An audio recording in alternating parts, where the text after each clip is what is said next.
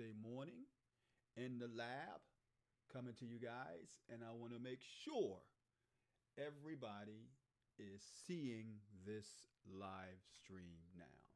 So, if you're able to see the live stream, I want to hear from you. Hey, mad scientist, I can see you. I see this stream going live. Let's get it going. Well, as the title mentions, it says the five numbers that count. Life as a transaction engineer. Now, as real estate investors, we understand that our business is fluid. There's ups, downs, highs, lows, and then it levels out.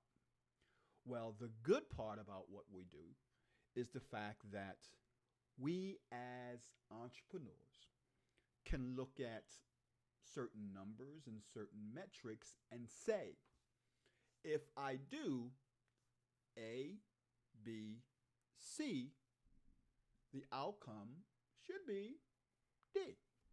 Well, that's what I'm referring to when we talk about today's topic, the numbers that count. So, let me break it down just a little bit. Now, I want to thank each and every one of you guys who are on this broadcast. We are currently broadcasting live on 5 different locations. And if you can hear me, and I know Pastor Al, thank you. Good morning, my friend, for being on the broadcast. If you can hear me, and let's turn the volume up because Pastor Al says the volume is a little low. So let's give you guys a little bit more volume. I hope that's okay. I hope that sounds a lot better. I want to know, what are you doing today to get deals closed? When we talk about the 5 numbers, we look at a deal through the prism of someone who is going to be able to take any deal, any deal, and figure out a way to make profit off of that deal. However, there are certain facts that have to be collected in each and every deal. The first thing we're looking at when we are negotiating, or I like to say having a conversation with the seller, is understanding the seller's motivation. Besides the numbers that count, the motivation could be just as important as any and every other metric that we're dealing with. Tom, my friend, thank you for being on the broadcast. I appreciate your time. Now, what I mean by this is that a lot of investors, all they think about is getting the deal. I got to get the deal. I need the deal. No. Ain't nothing wrong with getting the deal. But what you should first think in terms of is having a conversation. Before you can get the deal, get to know who that seller is.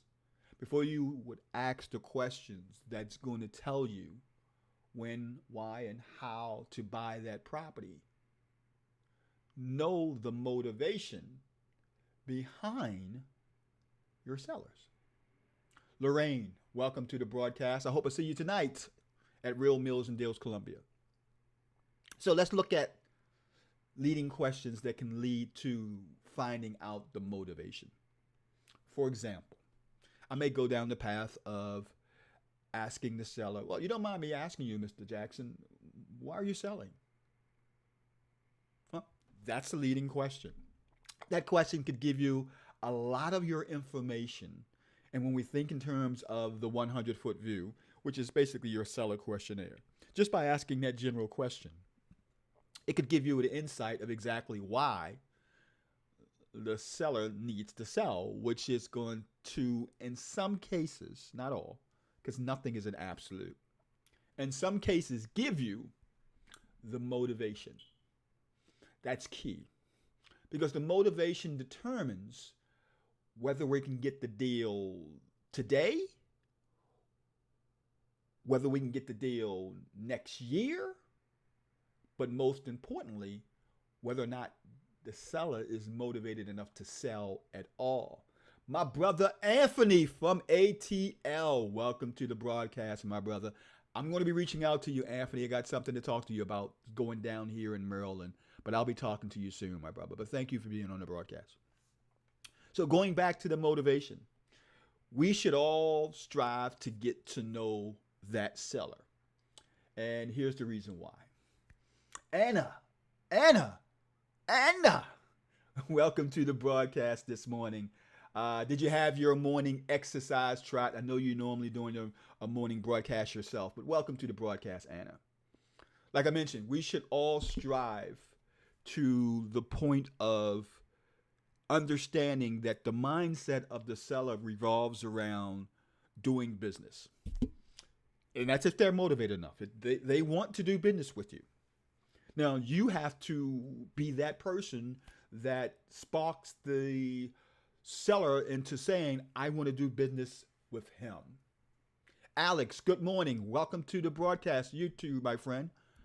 When that seller says, I want to do business with you, you just knock down one of the major barriers, and that is trust.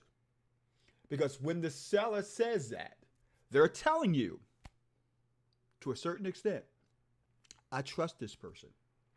I trust this other person in front of me or this other person that I'm talking to. I trust this person.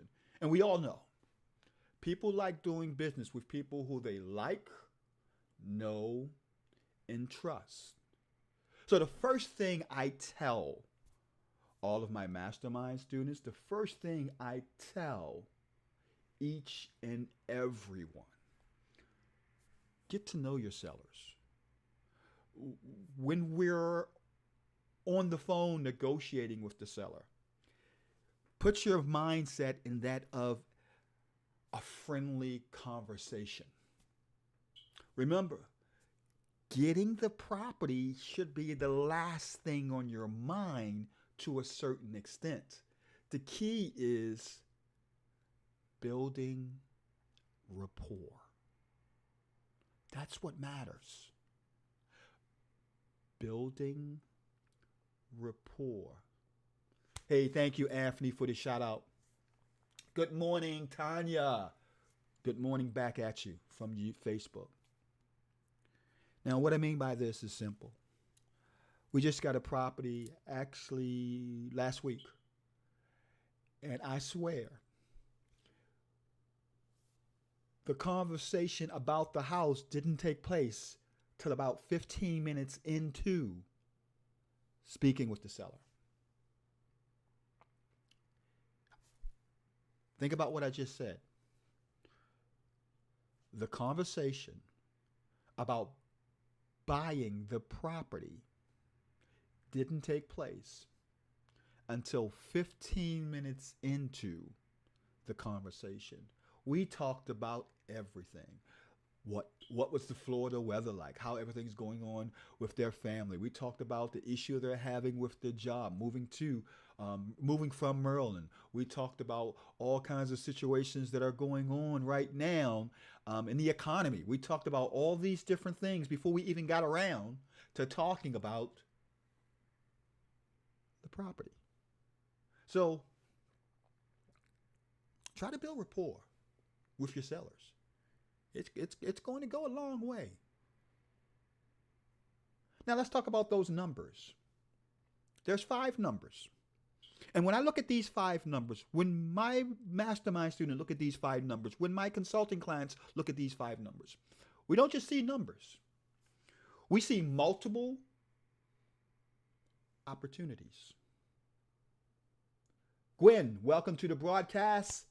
Henry, my friend, welcome to the broadcast. What I mean by that, multiple opportunity is broken down in the numbers that you have.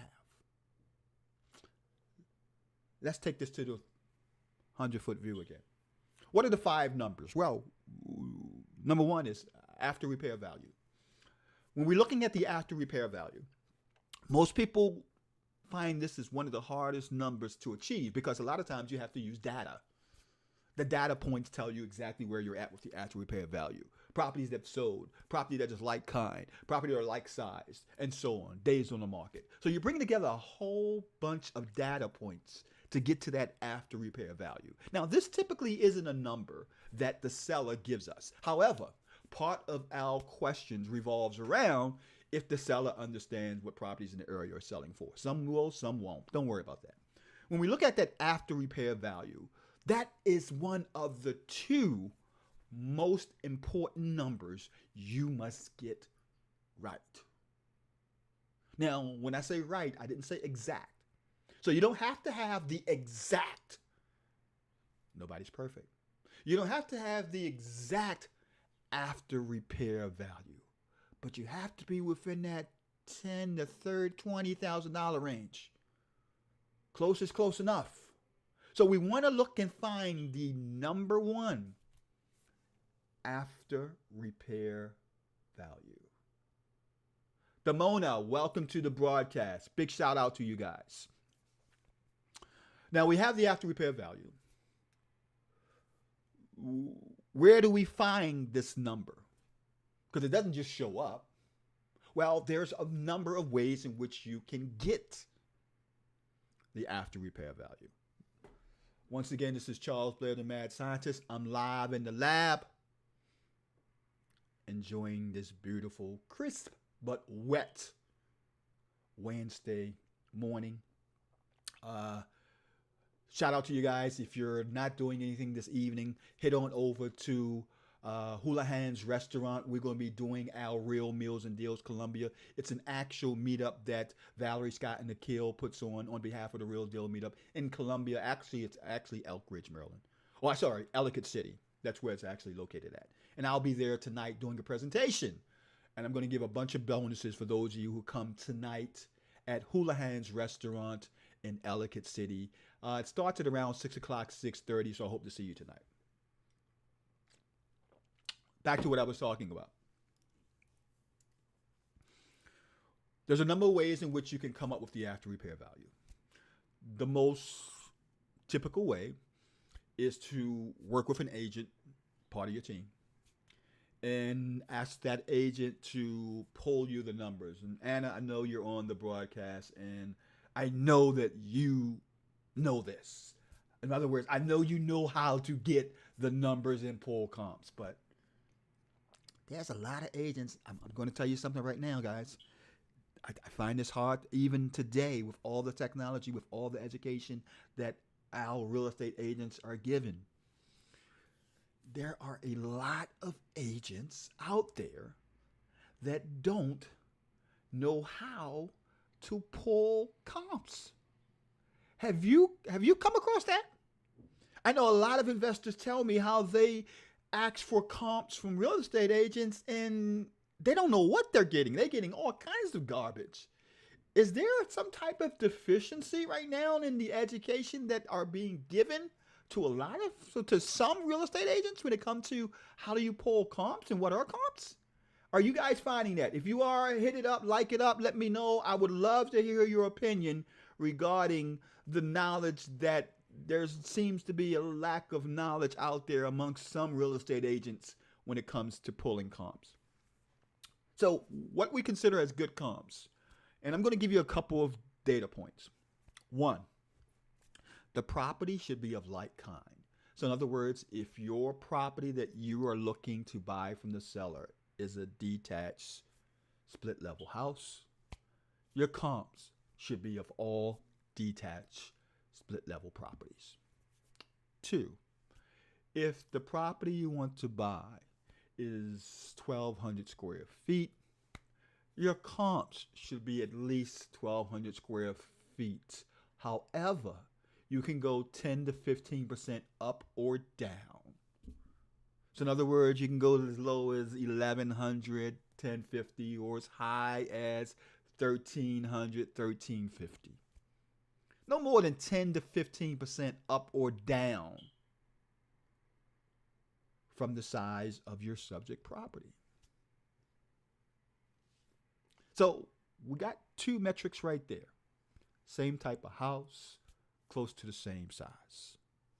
Now, this is important because a lot of time you'll hear, especially when you're a new investor, you'll think in terms of, well, this property has 3 bedrooms and this property has 4 bedrooms, or this property has 1.5 baths and this property only has 1 bath.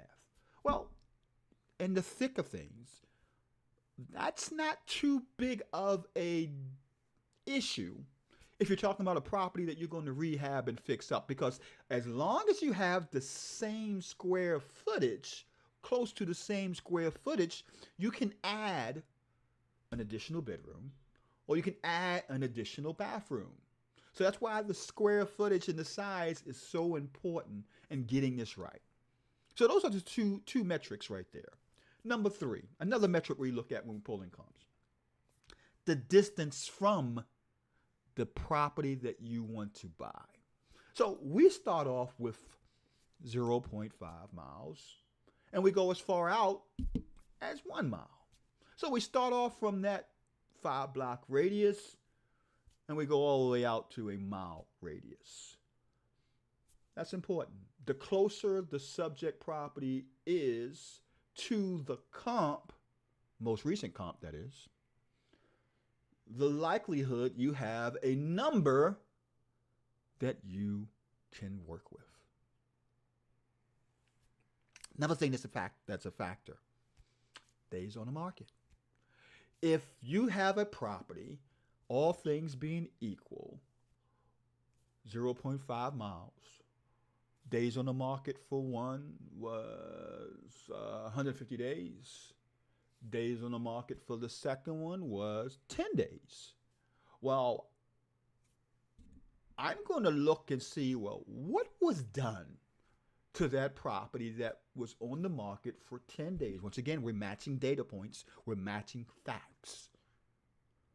I always say the numbers don't lie. However, the person that tell you the numbers, watch out. So we're looking at the facts. What was done to that property that allow it to sell in 10 days as opposed to the one that took 120 days? Is there some glaring factor that I can come up with? So you have to look at all these different data points. Another data point that a lot of people skip over is seller concession. What was the seller concession? That will apply to a few $1,000s more or less, depending on your overall evaluation. So these are all the data points that you want to have in place. Gary, my brother, welcome to the broadcast. Toyin, thank you for being on the broadcast, each and every one of you guys. I know it's been a while since I've done a live stream. And we're actually streaming on 6 different networks, actually 7 different networks, 5 Facebook channels. We're on Periscope. We're also on Twitch, and we're also on YouTube. So we're getting a lot of eyes from a lot of different locations. Eon, the best Garrett, welcome to the Eon, the best gamer. I'm sorry. Welcome to the broadcast. Now, like I was saying, there's a lot of data points that come into understanding the after repair value. And remember, I went off on a tangent earlier about this doesn't seem to be a lot of agents that understand how to pull comps properly. However, don't be lost, because there's a lot of technology out there today that take advantage of data feeds from the MLS, data feed from the multiple listed system. One of the tools that we use and we love, I mean, this is something that we love using, is PropStream. And PropStream is fantastic. I mean, it is really, really strong when it comes to aggregating the data that you're getting from the MLS. According to the owner of PropStream, they have almost all the MLS services from around the country built into this one system, which means that you as an investor in Maryland can invest in New York, can invest in California, can invest in Seattle, Washington, can invest all across the country. So virtual investing has never been more powerful when you have the different tools and stuff that's out there right now. And PropStream is by far one of the most powerful tools that you guys can use for your real estate investing business. So going back to what we were mentioning, you are able to pull comps using PropStream so that you can take more control over your numbers. Because remember, garbage in gives you garbage out. So if you don't have control over those numbers, if you're not getting the best numbers when you're analyzing the deals, your deals are going to be non-existent. Your buyers are going to laugh at what you're putting in front of them, and you will not make any money. That's the bottom line. You're not in this business to fail. You are in the business to make a profit. So definitely make sure you start off on the right feet, making sure that one, your agent, if you're dealing with an agent to get you those comps, get you that after repair value, make sure that agent knows what they're doing. Two, if you want to have more control, you can use tools such as PropStream to do that. And I am an affiliate with PropStream, so for sake of all disclosure, I use it in my business. We've gotten several deals from using it in our business. If you want to go to my affiliate link, you can go to madpropertydeals.com. That's madpropertydeals.com. We have access, and you can go there and sign up for PropStream. Greg, Mr. Parson, thank you this morning for being on the broadcast. So that's number one. Remember, 5 numbers that count. Number one is definitely the after repair value. Number 2, the asking price. Now, when we're trying to get these numbers, remember, we've got to pull all these numbers together so that we can really decide what's going to be the best way to exit out of this deal. That asking price can be a price that can be given, or it can be a price that you determine. So here's what I mean by that. The seller may or may not tell you how much they need for their property to sell. You notice I said the 4-letter word. I didn't say the 3-letter word. I said how much they need for their property. Need. They can ask, that's the 3-letter word, for $1 million. But really, all they need is $20,000. They can ask for $100,000. But really, because of what they plan on doing with their revenue, with their profits, they only need $16,000. So keep that in mind. It's not what the seller wants. It's what the seller needs. Good morning, my brother Tom. I heard you was back in Baltimore, man. Are you back in Baltimore, or are you still in Florida? I'm sorry, I digress. So we understand what they need by either them telling us or by the research that we gain from our due diligence. It's not going to always come out just in a conversation. There are certain questions you can ask that can get to the need that will eventually get to the asking price. I said that word. I said that word, but there's a reason why I said it. That will get to the dollar amount that the seller needs. Now, when the seller don't give you the dollar amount, that's where a lot of your due diligence come into play. That's where you have to use your formulas, your spreadsheets, your cheat sheets, and so on to determine what you should pay that seller for the property. I always, on almost every case, I always am going to evaluate, or should I say undervalue, the dollar amount that I'm going to give the person. because I'm looking for opportunities to negotiate. One of my mentors told me of a story where they gave a person so low of a number to buy their property. The person told the seller, the investor, I'll burn it down before I sell it to you. And that's a story that Bill Fell tells all the time. And that's what you want to look at. I mean, I'm not trying to say you're trying to insult the seller every time you negotiate with the seller about the price of the property. I'm not trying to say that. But I want to open up the line of communication with me putting out a number that's going to give me a good deal.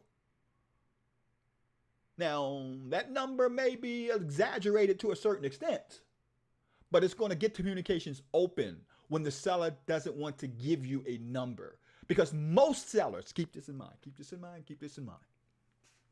Most sellers know exactly how much they want to sell their properties for. Most of them know. Remember, they called you. They said, I want to sell my property. And then they're going to tell you, I don't know what I want to sell it for. Come on. This is all about the game. This is all a part of the game. You gotta do some work. So most sellers know what they want to sell their property for. It's up to you to get that information out of them from the ones that don't want to give you the information. So that's 2. Asking price and after repair value. Number 3, repairs. I know what you're saying. Repairs. Oh my God, Charles, how can I estimate repairs? I'm brand new. I don't know how to estimate repairs. I don't have contractors. I've never rehabbed a house. How do I estimate repairs? Well, it starts off with asking questions that would lead you down to the path of numbers. When you're on the phone with the seller, find out how old the furnace is. Find out what was the last time the kitchen's been updated. Last time the bathroom been updated. The plumbing, the electric, the windows, what type of windows, replacement of wood windows. Find these answers to these questions, and it's going to lead you down the path to cost. Now, one of the easiest ways that you can develop the repair cost estimate is simple. Let me knock down one myth first and foremost.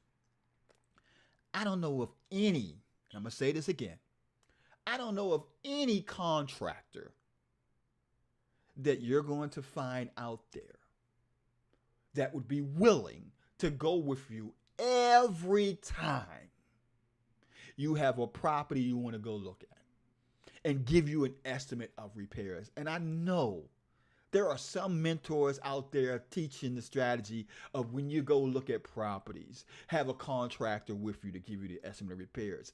That's bull crap. I'm going to say it again. That's not real world investing. What you can expect. One, and this is an easy way to get over the hurdle of getting repairs or estimating repairs. One, have a contractor that you want to work with. Pay that contractor to go out on a project that they're rehabbing or a project that you know of, and have them create a cheat sheet for you. So what do I call a cheat sheet? A cheat sheet, Mr. Leray Insurance, welcome to the broadcast, my friend. A cheat sheet is nothing more than a document that your contractor creates that breaks down the repair costs of rehabbing the house. Now, what would it cost to update a kitchen, a range? What would it cost to put in new plumbing? What would it cost for framing? What would it cost for sheetrock? What would it cost for carpeting? What would it cost for painting? What would it cost for new roof? Yada, yada, yada. That contractor who is worth any salt, can create a cheat sheet that you can use that will get you close enough so that when you're walking and or talking on the phone to a seller, you can get a good estimate of repairs. We are making it, and I did it. I'll be the first to tell you. When I first started investing, I tried the whole strategy of finding a contractor to go with me every time I wanted to see a property. It doesn't work. So, like I said, just get with a contractor, have that contractor help you create a cheat sheet, use that contractor. If you had to update that cheat sheet every 6 to 12 months, do it. Getting a contractor to walk through a project that they're working on, you can pay that contractor $75, $100. Bam, you got a cheat sheet, now you're set. So you got 3 of your main 5 numbers. After repair value, asking price, and repair costs. Now remember, I said 2 of your main 5 numbers are the most important numbers you need. Now we're gonna go on those. I'm gonna tell you what those are before we get off this broadcast. Now, there's 2 that are the most important numbers that's going to affect good deal or bad deal. Scott, welcome to the broadcast. Good morning, my friend. Now, what are those numbers? What are those 2 numbers? The last 2 that we need to add to this equation are the hardest ones to get. And how do I know? Because I have a boatload of people that tell me, Charles, it's hard for me to get this number. It's uncomfortable for me to get this number. Rico, my brother, welcome to the broadcast. How do you get this number, Charles? What is your way of getting the numbers? These are 2 numbers that most new investors find extremely difficult to get. Number 1, what is the mortgage payment? I say it again. What is the mortgage payment? Now, when you're a transaction engineer, understanding the mortgage payment opens you up to a whole host of opportunities.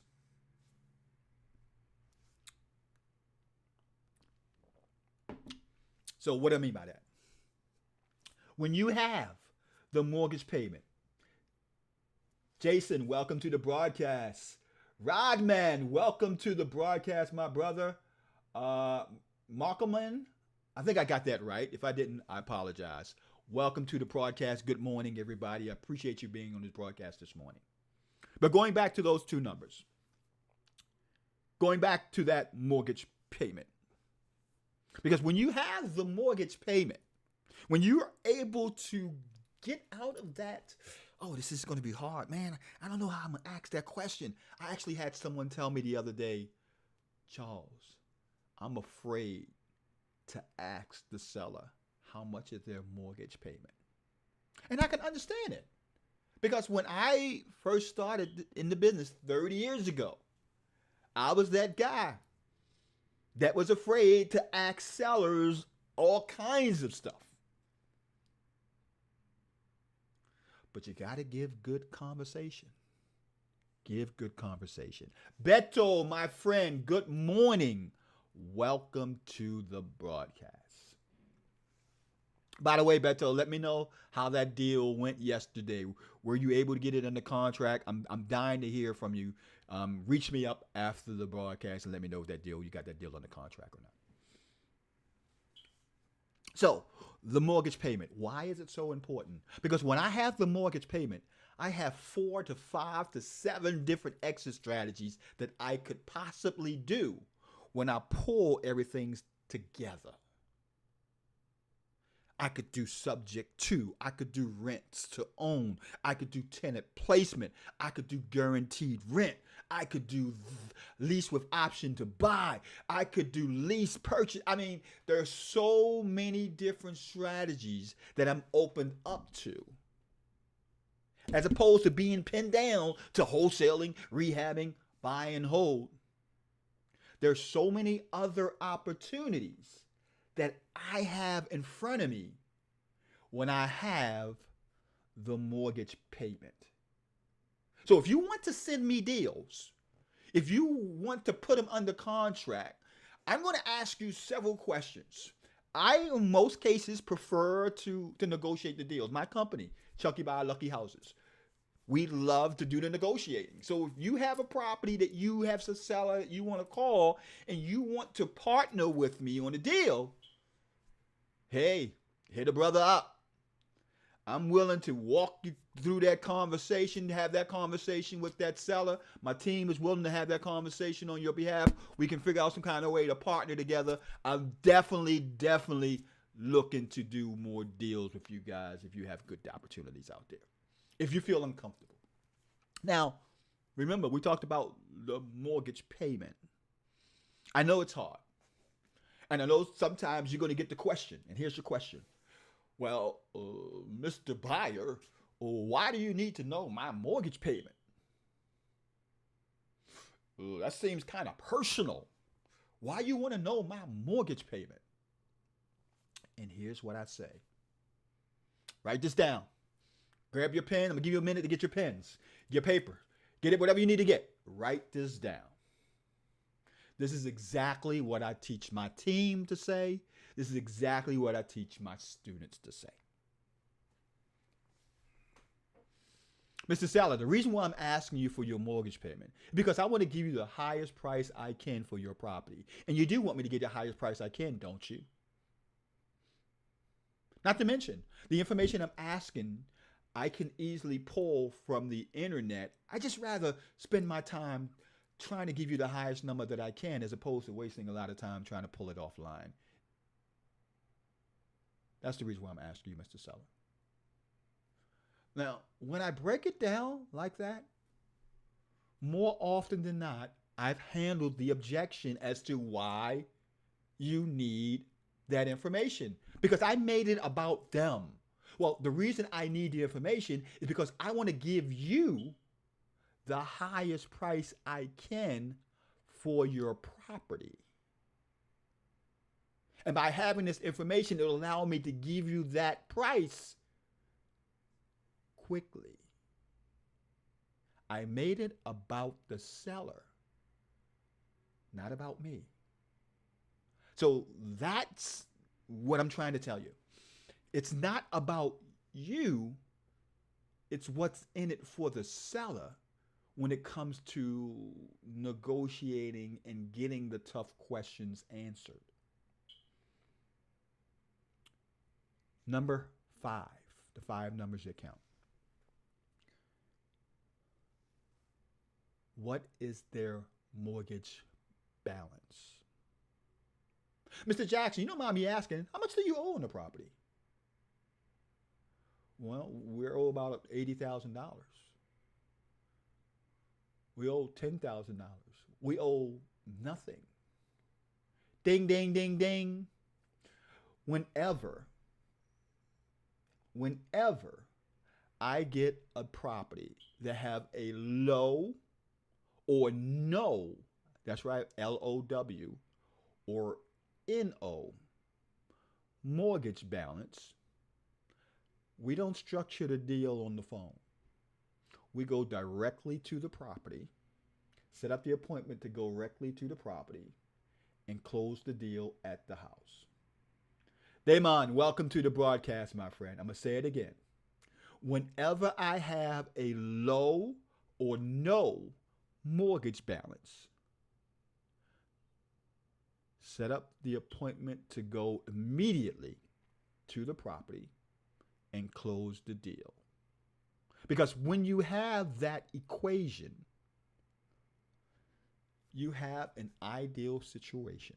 Now, what's the ideal situation outside of the motivation? The ideal situation is a seller that has no mortgage balance could go as low as you want them to go within reason.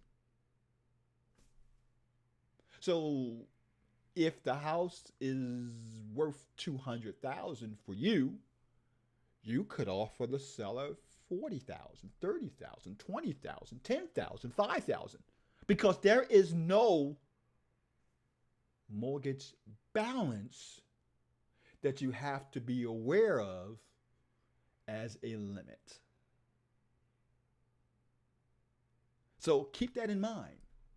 So when we have after repair value, when we have repair estimate, when we have asking price, when we have mortgage payment, and when we have mortgage balance, we have the 5 numbers that count. Having those 5 numbers will open the opportunity for so many different ways that you can buy, control, get that property and make a profit off of it. Those are your 5 numbers that count. Now, as I promised, I was going to give you the 2 most important numbers. The 2 most important numbers in that entire deal are the numbers that can make or break the deal. It could actually ruin your entire business if you don't get these 2 numbers right. Now, we all know the asking price. We already know that, what you should be paying for the property. But the 2 numbers that determine that, when your formulas and your spreadsheets and your tools are right, the 2 numbers that determine a good deal is going to be, your after repair value and your repairs. That's it. Become the expert of getting the right after repair value and coming close enough with the repairs. You will succeed, because you will not start off with garbage in. You will start off with gold in brings profit out. I'm going to say it again. Gold, having the right information, brings profit out. That's the key. That is the bottom line. So I want to thank each and every one of you guys for being on this broadcast with me this morning. I will hope to see you guys tonight at Houlihan's Restaurant located in Ellicott City.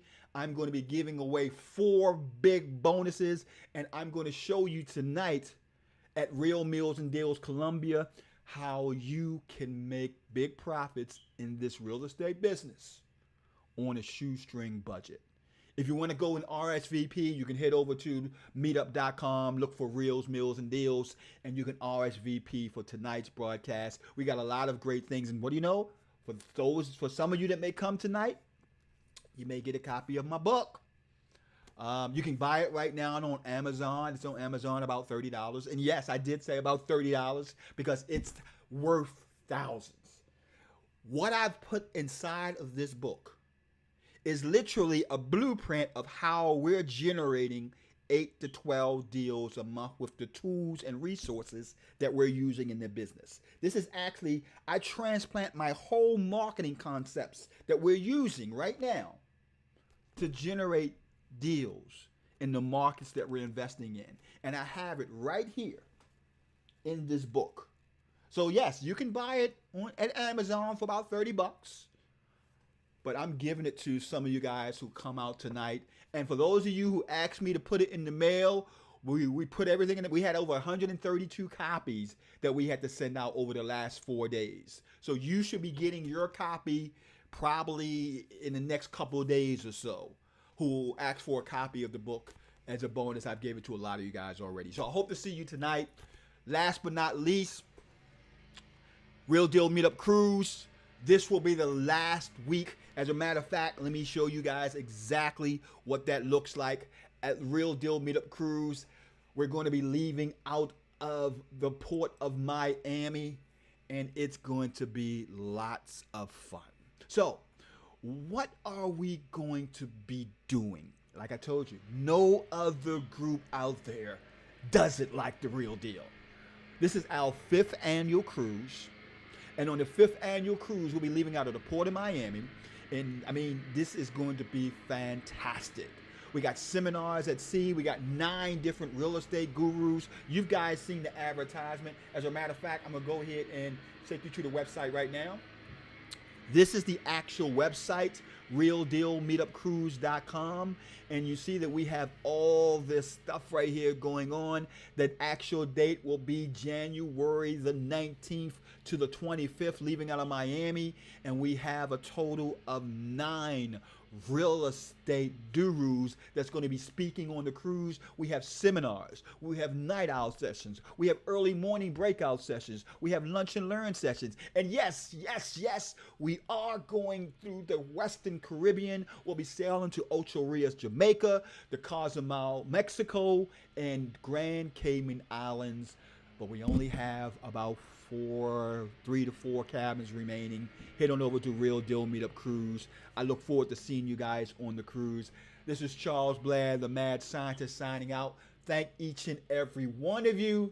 Thank you, my brother. Thank you, Beto. Thank you, Rico. Thank you, Tanya, Alex, for being on the broadcast. I want to thank each and every one of you. Steve Larray, Scott, Rodman, Marcana, Jason, Oswello, Damon, Greg, Gary, all of you guys, thank you for being on the broadcast. Take care, and I'll see you tonight at Hula Hands. Bye-bye.